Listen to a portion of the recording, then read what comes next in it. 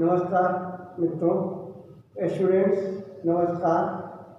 Last occasion पर मैं agency पढ़ रहा था और एजेंसी आज भी हम लोग पढ़ेंगे। एजेंसी में हमने लास्ट ओकेजन पर जो है एजेंसी के एजेंट कितने प्रकार के होते हैं ये मैंने बताया था, है ना। बताया था 3 प्रकार के विशिष्ट रूप से एजेंट पाए जाते हैं। वैसे तो व्यवहार में 4 प्रकार के और पाए जाते हैं, वो बताया था। आज मैं आपको बताने जा रहा हूँ कि अभिकरण का सृजन कैसे किया जाता है। एजेंसी का जो है क्रिएशन ऑफ एजेंसी किस प्रकार से होती है।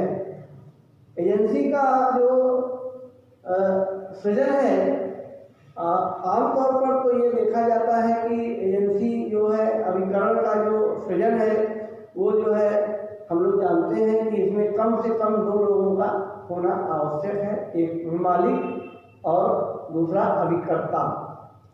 और हम ये बता चुके हैं कि अभिकर्ता कौन नियुक्त कर सकता है और अभिकर्ता कौन हो सकता है, तो उसमें यहाँ डिटेल में नहीं जाएंगे, लेकिन फिर भी थोड़ा सा यहाँ बताना पड़ेगा।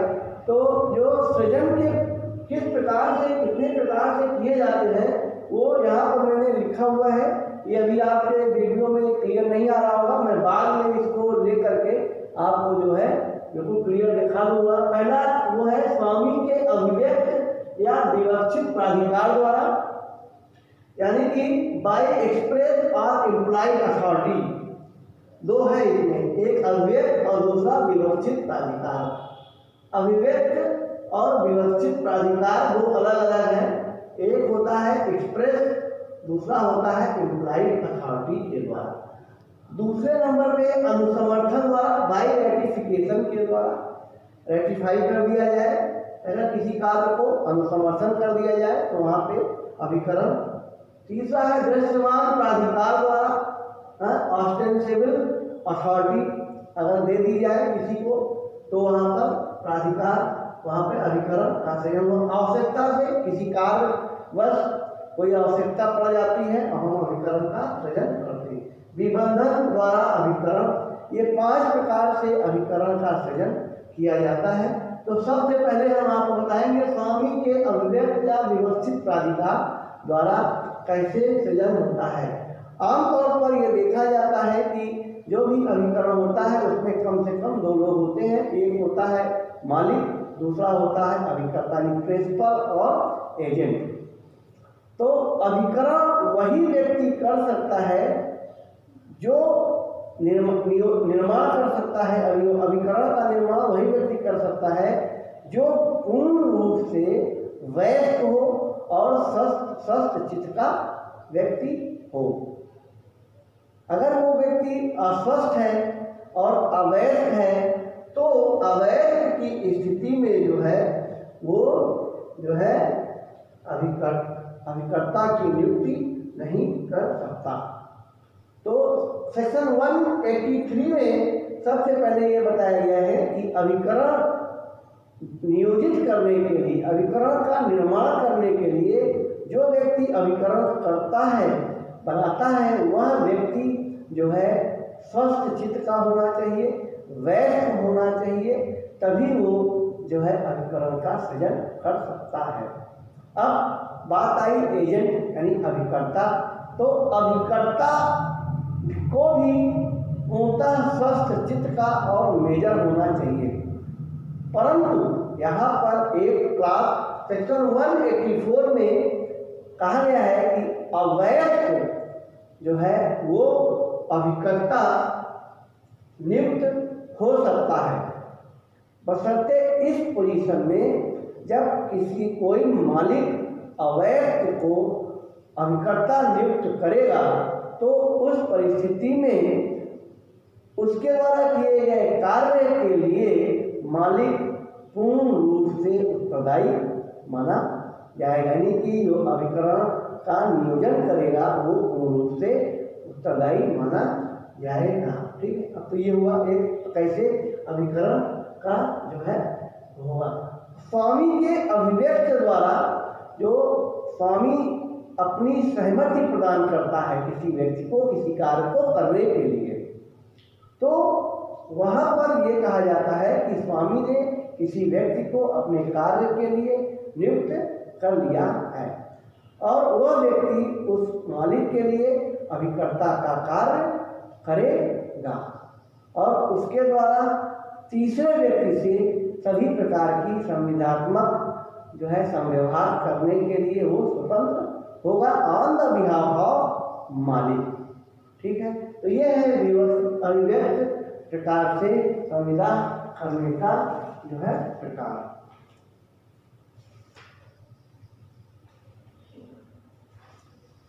दूसरा होता है अभिव्यक्त प्रकार के अभिव्यक्त रूप से जो हम लोग संविदा में अभिकर्ता को बनाते हैं, निवेदन करते हैं, उसमें जो है अभिकर्ता को दिए गए जो है अधिकार जो है वो लिखित या मौखिक दोनों प्रकार से हो सकते हैं, जिसके आधार पर नियुक्त व्यक्ति कार्य करता है या मालिक का प्रतिनिधित्व करता है। जो कार्य अभिकर्ता द्वारा अपने मालिक की ओर से किया जाता है और उसके प्राधिकार क्षेत्र में होता है वह मालिक पर बंधनकारी होता है। जो भी कार्य अपने मालिक की तरफ से या मालिक के बिहाफ पर करता है वो कार्य अभिकर्ता के द्वारा किए गए कार्य के लिए मालिक बंधनकारी हो जाता है। कभी कभी ये देखा गया है कि पर व्यक्ति जिसे ऐसा अधिकार प्राप्त हो अभिकर्ता नियोजित कर सकता है, यानी कि अपने नीचे सब एजेंट की नियुक्ति कर सकता है और वो सब एजेंट जो है अपने अभिकर्ता के नियंत्रण में कार्य करता है। तो जब भी कोई इस प्रकार का नियोजन किया जाएगा तो उस नियोजन के लिए जो है मालिक जो है वो जो है उत्तरदायी ठहराया जाएगा। दूसरा है विवक्षित प्राधिकार द्वारा। तो विवक्षित प्राधिकार में जो है स्वामी द्वारा अभिव्यक्त रूप से किया जाता है। कभी कभी पक्षकारों के आचरण, व्यवहार, परिस्थिति, संबंधों से अभिकरण की स्थापना हो जाती है। कभी कभी होता क्या है कि हम आप जो है कोई कार्य ऐसा होता है जो हो जाता है और होने के बाद हम उसको सहमति प्रदान कर देते हैं, यानी कि विवक्षित रूप से एक इम्प्लाइड रूप से हम उसकी सहमति प्रदान करते हैं। तो वहाँ पर जो है ये होता है कि वो विवक्षित रूप से जो है अभिकरण हो गया है। ठीक है, अभिकरण का निष्कर्ष अभिकरण की स्थापना हो जाता है और जब किसी व्यक्ति के आचरण से या मामले की परिस्थितियों से ऐसा प्रतीत होता है कि कोई दूसरा व्यक्ति उसका अभिकर्ता है तो उसके मध्य विवक्षित अभिकरण का निर्माण हो जाता है, चाहे भले ही उसने वास्तव में उस दूसरे व्यक्ति को अभिकर्ता के रूप में नियुक्त न किया हो। इसमें एक बहुत ही महत्वपूर्ण केस है स्मिथ बनाम मार्श का। एक माँ ने अपने पुत्र को कार दिया। कार की मरम्मत व पेट्रोल का खर्च माँ वहन करती थी। पुत्र की असावधानी के कारण दुर्घटना हुई। माँ व पुत्र के मध्य विवक्षित अभिकरण माना गया और माँ पुत्र द्वारा दी गई दुर्घटना के लिए दायी थी। विवक्षित तौर पर अभिकरण का निर्माण विबंध के आधार पर भी माना जाता है। यदि मालिक अपने आचरण द्वारा अभिकर्ता के साथ संविदा करने वाले व्यक्ति को यह विश्वास दिलाता है कि ऐसा संव्यवहार करना अभिकर्ता के प्राधिकार क्षेत्र के अंतर्गत है तो वह उक्त व्यवहार से आबद्ध हो जाएगा। इसी प्रकार से पति पत्नी के मध्य विवक्षित अभिकरण होता है। पति पत्नी साथ साथ रहने पर उनके मध्य विवक्षित अभिकरण स्थापित हो जाता है और ऐसा माना जाता है कि पति ने पत्नी को घरेलू वस्तुओं को क्रय करने के लिए प्राधिकार दिया है और इस हेतु उधार ली गई वस्तुओं के मूल्य के भुगतान के लिए दायी होता है। पति पत्नी के मध्य विवक्षित अभिकरण की स्थापना जो है वो एक केस लॉ है, हॉर्नबी में बताया गया है। हॉर्नबी जिसमें कहा गया है कि जब तक लोग घरों में निवास करते रहेंगे तब तक साधारणतः पत्नी घरेलू सामान खरीदेगी और पति भुगतान करेगा, यानी मालिक तथा अभिकर्ता संबंधी विधि पति पत्नी के रिश्ते में लागू होती रहेगी। तो पति पत्नी के मध्य अभिकरण की अवधारणा तभी की जा सकती है जो निम्नलिखित में विद्यमान होता है। यह आवश्यक है कि पति पत्नी साथ साथ रहें।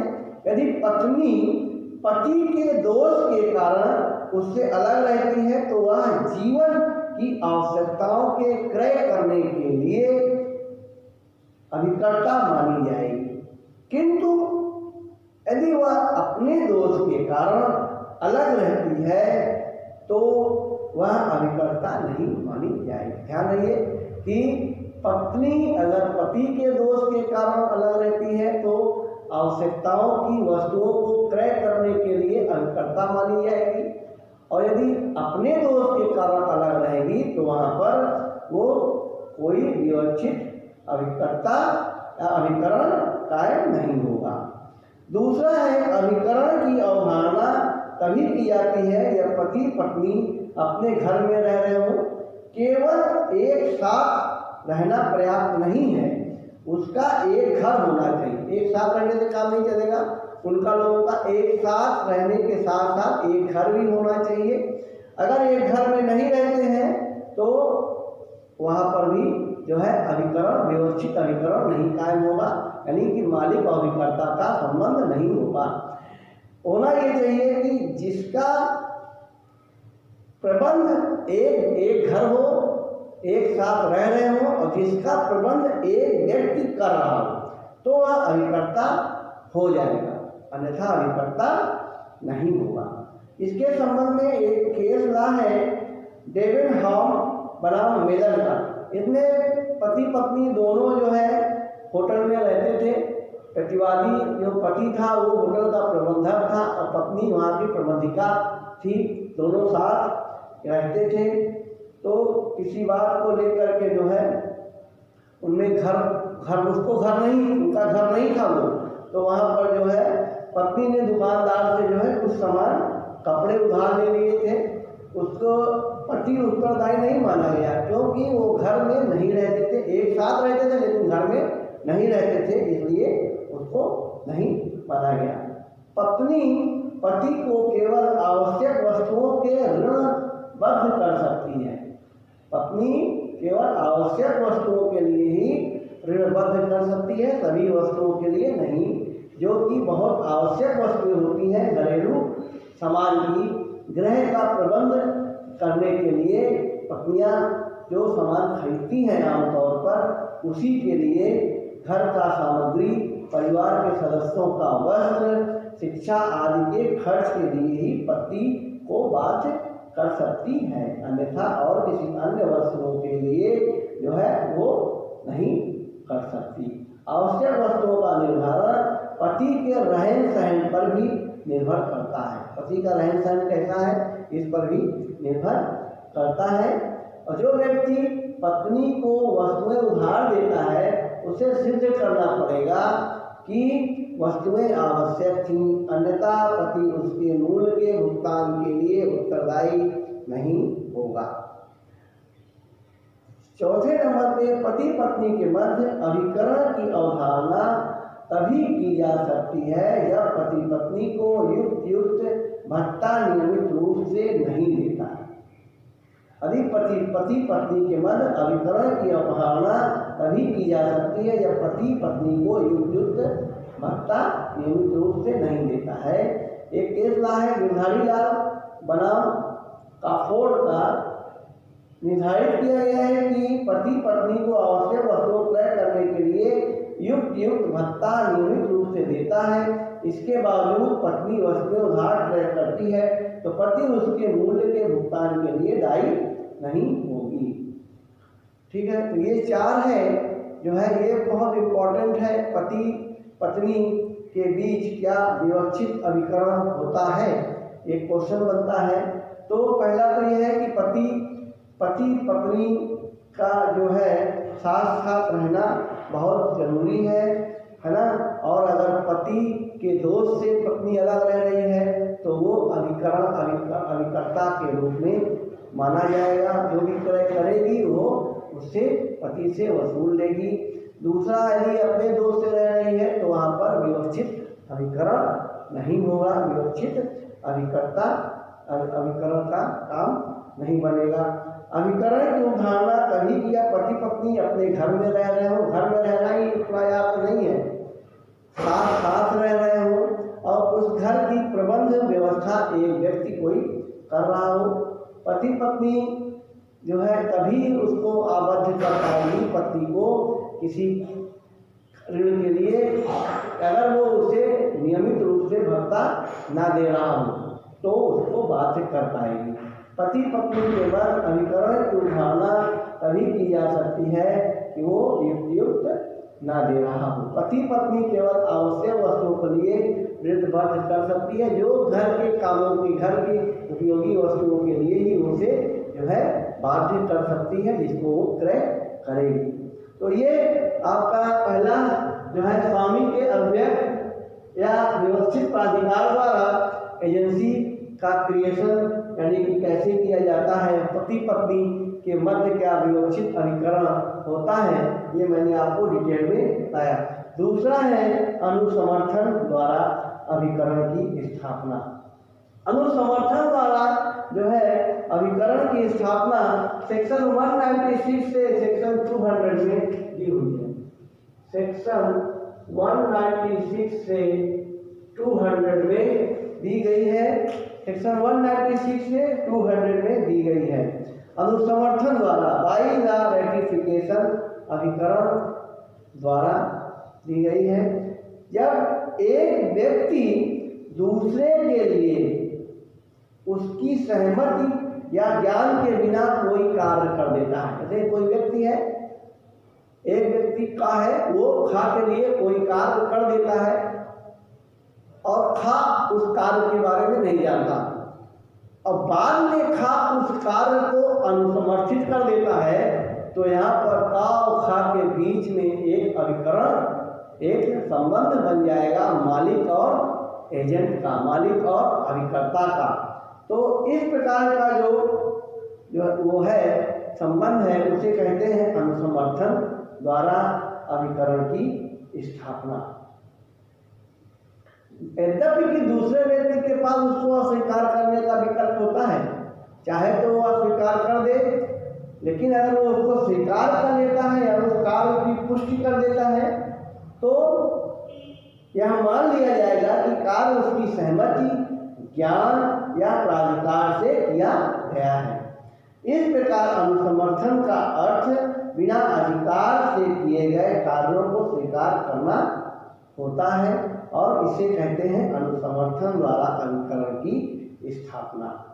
सेक्शन 196 में किसी व्यक्ति के लिए उसके प्राधिकार के बिना किए गए कार्य के बारे में उसका अधिकार अनुसमर्थन का क्या प्रभाव होता है 196 में बताया गया है कि अनुसमर्थन कर देगा तो उसका क्या प्रभाव होगा। जहाँ की कार्य एक व्यक्ति द्वारा किसी अन्य व्यक्ति के निमित्त किंतु उसके ज्ञान या प्राधिकार के बिना किया गया है, वहाँ वह निर्वाचित कर सकेगा कि वह उस कार्य को अपनी स्वीकृति, अपनी अनुसमर्थन दे या ना दे। अगर वो अनुसमर्थित करता है तो उसके परिणाम जो भी होंगे उसके लिए वो जिम्मेदार होगा, जो भी परिणाम होंगे उसके लिए जिम्मेदार होगा। यदि उसका समर्थन करे तो उन कार्यों के वैसे ही परिणाम होंगे मानो पूरे प्राधिकार से किए गए थे। तो इसमें निम्न जो है कुछ बातों का होना बहुत जरूरी है। पहला तो ये कि कार्य एक व्यक्ति द्वारा किया गया हो, पहला कार्य एक व्यक्ति द्वारा किया गया हो।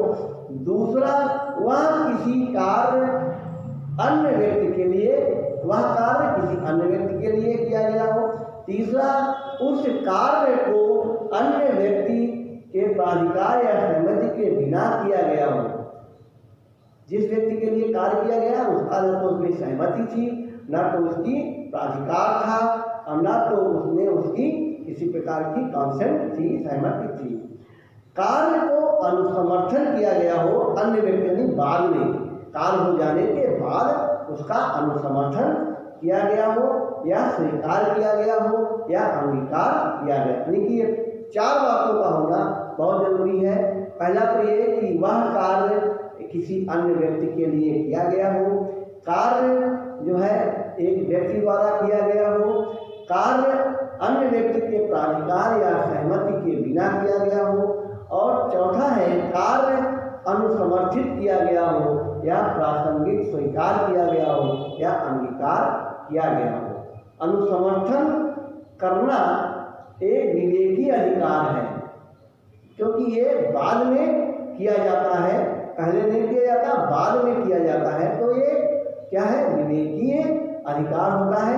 उस कार्य को वो समर्थित भी कर सकता है और अनुसमर्थन के साथ अनुसमर्थन भी अस्वीकार भी कर सकता है। अगर अनुसमर्थन कर लेगा तो जो भी कार्य किया गया होगा वो उसके परिणाम जो भी होंगे उसके लिए अनुसमर्थित व्यक्ति उत्तरदायी हो जाएगा। ठीक है।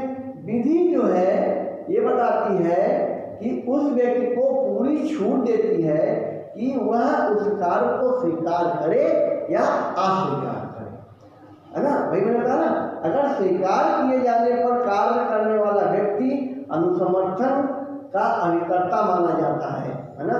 जैसे ही उस कार्य को स्वीकार करेगा तो वो जो है उसका अभिकर्ता हो जाएगा और उसके किए गए कार्यों का वही परिणाम होगा जो उसके प्राधिकार से किए गए कार्यों का होता है। एक बहुत ही इम्पोर्टेंट केस था, इसमें आपको देंगे। अशोक कुमार जे पांड्या बनाम संयोग कोऑपरेटिव हाउसिंग सोसाइटी में यह निर्णय किया गया है कि संविदा पहले की जा चुकी है, उसको अपनाना अनुसमर्थन है।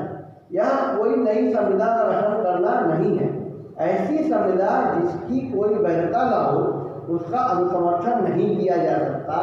अनुसमर्थन किए गए कार्यों का भूतलक्षी प्रभाव होता है, अर्थात अनुसमर्थन संविदा की तिथि से ही प्रभावशाली होता है, न कि अनुसमर्थन की तिथि से। जिस दिन संविदा किया गया उसी दिन से वो लागू हो जाएगा। आज हम समर्थन करें तो कोई संविदा पहले की गई है, अगर आज समर्थन करेंगे तो पहले की डेट से ही उसको लागू माना जाएगा। ठीक है। तो इस प्रकार से देखा जाए तो मान्य समर्थन अनुसमर्थन की जो अन्य आवश्यक शर्तें हैं वो ये है कि अभिकर्ता को अभिकर्ता के रूप में कार्य करना चाहिए, अर्थात स्वयं के लिए नहीं बल्कि दूसरे के लिए कार्य करना चाहिए। पहली बात तो ये है कि वो अपने लिए कार्य नहीं करेगा, अभिकर्ता दूसरे के लिए कार्य करेगा। अभिकर्ता को मालिक के लिए कार्य करना चाहिए, दूसरा मालिक के लिए कार्य करेगा। मालिक के नाम से कार्य करना आवश्यक नहीं है बल्कि उसके लिए किया जाना चाहिए। मालिक के नाम से कोई जरूरी नहीं है कि मालिक के नाम से काम किया जाए, मालिक के लिए कार्य किया जाना चाहिए, ये बहुत जरूरी है। मालिक का विधिक अस्तित्व होना चाहिए, मालिक जीवित हो, विधिक अस्तित्व हो, एक्सिस्टेंस में हो वो तभी वो होगा। ऐसे कार्य ऐसे व्यक्ति के लिए किया जाना चाहिए जो कार्य किए जाने के समय विधि की दृष्टि से अस्तित्व रखता हो।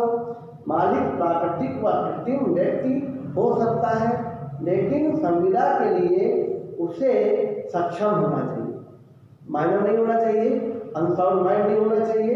यानी कि वो अनुसमर्थन करने में उस परिस्थिति को समझ सकने लायक हो कि उस परिस्थितियाँ क्या हैं उसको समझ सकता है, तभी जो है उसके लिए काम किया जाना चाहिए। अनुसमर्थन चौथा है, अनुसमर्थन तथ्य की पूर्ण जानकारी से होना चाहिए। जो फैक्ट है उसके बारे में पूर्ण जानकारी प्राप्त हो जाने के बाद उसका अनुसमर्थन किया जाना चाहिए। यदि बिना फैक्ट या जानकारी के कोई व्यक्ति यदि अनुसमर्थन कर देता है तो फिर बाद में जो है उसके लिए वो मुकर नहीं सकता। वो तो उसे तथ्यों की पूर्ण जानकारी होनी चाहिए। जब कोई व्यक्ति किसी कार्य का अनुसमर्थन करता है तो उसे तथ्यों की पूरी जानकारी होनी चाहिए। जिस मामले के तथ्यों का ज्ञान त्रुटिपूर्ण हो उसका अनुसमर्थन नहीं हो सकता। सेक्शन 198 में ये बताया गया है उसका अनुसमर्थन नहीं। अनुसमर्थन पूर्ण संव्यवहार का होना चाहिए, केवल लाभदायक भाग का ही नहीं। अनुसमर्थन जो चीज़ें हमको फायदा करेंगे उसको हम स्वीकार करेंगे और जो अगर नुकसान वाली चीज़ें उसको हम बाहर निकाल दें, ऐसा नहीं होगा। अनुसमर्थन पूरे का करना, जो कार्य किया है उसका पूरे का अनुसमर्थन करना पड़ेगा। ठीक है, ऐसा नहीं कि आधे का कर ले। जब अनुसमर्थन संव्यवहार किसी भाग को अपनाता है तो पूर्ण संव्यवहार अनुसमर्थन माना जाएगा। सेक्शन 199 में बताया गया है। सेक्शन 199 में बताया गया है पूर्ण संव्यवहार, जो भी कार्य किया गया है दूसरे व्यक्ति के द्वारा आपके लिए उसको पूरा स्वीकार करना है, नहीं कि खाली फायदे वाला आप ले लें अब बाकी कह दें इसका अनुसमर्थन नहीं, ऐसा नहीं होगा। पूरे का अनुसमर्थन करना पड़ेगा। केवल वैध कार्यों पर संव्यवहारों का अनुसमर्थन हो सकता है। अवैध व अनैतिक कार्यों को अनुसमर्थन द्वारा वैधता या नैतिकता प्रदान नहीं की जा सकती। ठीक है, जो वैध कार्य होंगे, वैलिड, जो इलीगल नहीं होगा, लीगल होगा, उसी कार्य का अनुसमर्थन हो सकता है। तो इलीगल वर्क या अवैध वर्क या अनैतिक कार्य का अनुसमर्थन नहीं करके हम उसकी वैधता या नैतिकता नहीं प्रदान कर सकते, उसको वैधता या नैतिकता नहीं प्रदान कर सकते। ठीक है, यदि अभिकर्ता ने अवैध कार्य कर दिया है तो परिणाम उसे स्वयं भोगना पड़ेगा अगर हम अनुसमर्थित नहीं करेंगे। 7 नंबर पे आरंभतः शून्य संविधा का अनुसमर्थन, जो शून्य है, वाइड है, शुरू से ही वाइड है। यदि किसी मानव के साथ किया गया कॉन्ट्रैक्ट अगर कोई कर ले आपका एजेंट तो वो शून्य माना जाएगा। तो वहाँ पर जो है उसे हम कह सकते हैं कि वहाँ पर हम उसका अनुसमर्थन नहीं कर सकते। अनुसमर्थन उचित समय के अंदर होना चाहिए, जो निश्चित समय है उसके अंदर दिया गया है ना। अगर निश्चित समय क्या है या प्रत्येक तथ्य पर आधारित करता है। मान लीजिए कोई फल खरीदा जा रहा है तो फल का खरीदने का अनुसमर्थन एक निश्चित समय में, नहीं तो फल खराब हो जाएगा, है ना। तो उसके निश्चित समय वो तथ्य पर निर्भर करता है कि वो कौन सा निश्चित समय है। संविदा पालन में कोई समय निश्चित किया गया है तो अनुसमर्थन उसके अंदर भी किया जा सकता है। कोई निश्चित समय 1 साल, 2 साल, 5 महीना, 2 महीना, 6 महीना, जो भी समय निश्चित किया है उसके अंदर भी अनुसमर्थित किया जा सकता है। अनुसमर्थन अभिव्यक्त या विवक्षित यानी कि एक्सप्रेस और इम्प्लाइड दोनों हो सकता है। ऐसे कार्यों का अनुसमर्थन नहीं हो सकता जिनसे तृतीय पक्ष को हानि होती है। तृतीय पक्ष को यानी कि 2 पक्ष और तृतीय पक्ष को हानि होती हो। एक व्यक्ति द्वारा दूसरे व्यक्ति की ओर से उसके प्राधिकार बिना किया गया कोई ऐसा कार्य जो प्राधिकार से किया जाता तो दूसरे व्यक्ति को हानि पहुंचाने या पर व्यक्ति के किसी अधिकार या हित का अंत करने का प्रभाव रखता तो अनुसमर्थन द्वारा ऐसे प्रभाव रखने वाला नहीं बनाया जाता। तो ये है अनुसमर्थन द्वारा अभिकरण का सृजन। अब वो कौन सी परिस्थितियां हैं कि अनुसमर्थन नहीं हो सकता। ऐसे व्यक्ति द्वारा अनुसमर्थन नहीं हो सकता जिसका मामले के तथ्यों का ज्ञान त्रुटिपूर्ण है। ज्ञान अगर नहीं है तथ्यों का तो उसका समर्थन आप नहीं कर सकते। तीसरे व्यक्ति को क्षति पहुंचाने वाले कार्य का अनुसमर्थन नहीं कर सकते। अवैध की संविदा शून्य होती है, मैंने पहले बताया अवैध की संविदा शून्य होती है, तो अवैध को अनुसमर्थन नहीं किया जा सकता।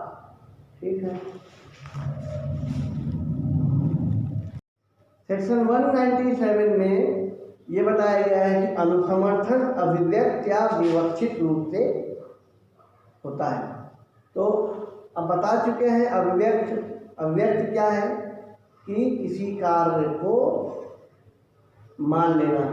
अनुसमर्थन अव्यक्त या उस व्यक्ति के आचरण से जिसकी ओर से कोई कार्य किए जाते हैं विवक्षित हो सकेगा।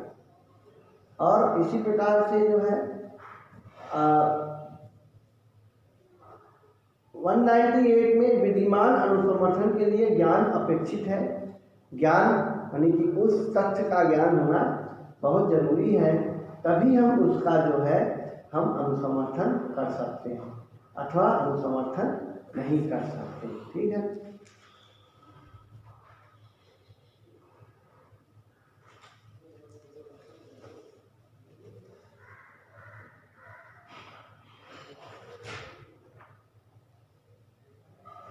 और उपलक्षित रूप से इम्प्लाइड जब उस व्यक्ति के आचरण से जिसके लिए कार्य या संव्यवहार किया गया है स्पष्ट हो कि वह कार्य को अंगीकार या स्वीकार कर रहा है, तो जानते हैं कि अनुसमर्थन जो है वो इम्प्लाइड रूप से कर रहा है और उससे कहेंगे इम्प्लाइड रूप से जो है। विद्यमान अनुसमर्थन के लिए ज्ञान का होना बहुत अपेक्षित है, जरूरी है ना, क्योंकि अगर ज्ञान नहीं है तो फिर वो अनुसमर्थन नहीं कर सकता है। जो अपराधिकृत कार्य किसी संव्यवहार का भाव हो उसके अनुसमर्थन का क्या प्रभाव होगा। मान लीजिए कोई व्यक्ति ऐसा कार्य कर देता है जो कि अपराधिकृत है, यानी कि जो इलीगल है, ए पर्सन कैन नॉट, है ना। तो जो व्यक्ति अपनी ओर से किए गए किसी अपराधिकृत कार्य का अनुसमर्थन करता है वह उस संपूर्ण संव्यवहार का अनुसमर्थन करता है जिसका ऐसा कार्य भाव हो। मान लीजिए कुछ भाग इलीगल है, अपराधिकृत है और कुछ भाग सही है, तो जब वो उसका अनुसमर्थन करेगा तो पूर्ण कार्य का अनुसमर्थन करेगा, तो जो अपराधिकृत कार्य है वो भी उसके अनुसमर्थन में आ जाएगा और उसके परिणाम को भी वो भोगने के लिए तैयार होगा। ऐसा नहीं है कि उसको वो डिनाई कर जाए, ऐसा नहीं करेगा। ठीक है। अब कौन से कार्य का अनुसमर्थन नहीं हो सकता। अनुसमर्थन केवल ऐसे कार्यों का नहीं होना चाहिए जो वैध हो। अवैध कार्यों का अनुसमर्थन नहीं हो सकता। अनैतिक कार्यों का असमर्थन नहीं हो सकता। जैसे जाली हस्ताक्षर करना अपराध है, इसलिए उन्हें नहीं अपनाया जा सकता, उसे अनुसमर्थन नहीं किया जा सकता। तो इस प्रकार से संविधान के अनुच्छेद 299 सब क्लास 1 को भंग करते हुए संविदा का अनुसमर्थन 299(1) अनुच्छेद 299(1) का जो है भंग नहीं कर सकते और उसके भंग करके अनुसमर्थन नहीं कर सकते। आपराधिकृत सेक्शन 200 में आपराधिकृत कार्य का अनुसमर्थन पर व्यक्ति को क्षति नहीं पहुंचा सकता। अगर हम आपराधिकृत कार्य का अनुसमर्थन करते हैं तो उसके लिए हम ये श्योर हो जाए कि कोई तीसरे व्यक्ति को उससे नुकसान नहीं होगा। अगर एक व्यक्ति द्वारा किसी दूसरे व्यक्ति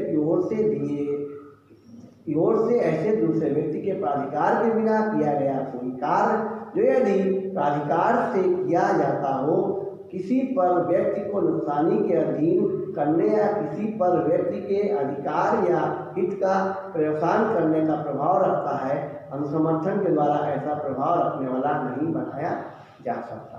अगर कोई ऐसा काम कोई व्यक्ति कर दे कि अगर हम उसको समर्थित कर देंगे तो किसी तीसरे व्यक्ति को नुकसान हो सकता है, तो इस तरह के कार्य को हमारे समर्थन के द्वारा वो कार्य वैध नहीं हो सकता। यानी उस कार्य को जो है हम समर्थित करने के लिए, अनुसमर्थन करने के लिए हमें तैयार नहीं होना चाहिए। ठीक है। तो ये है आपका जो है अनुसमर्थन द्वारा पूरा 196 से 200 मैंने आपको बताया। अब जो है नेक्स्ट हम जो बताएंगे दृश्यमान प्राधिकरण द्वारा, ये हम आपको कल बताएंगे।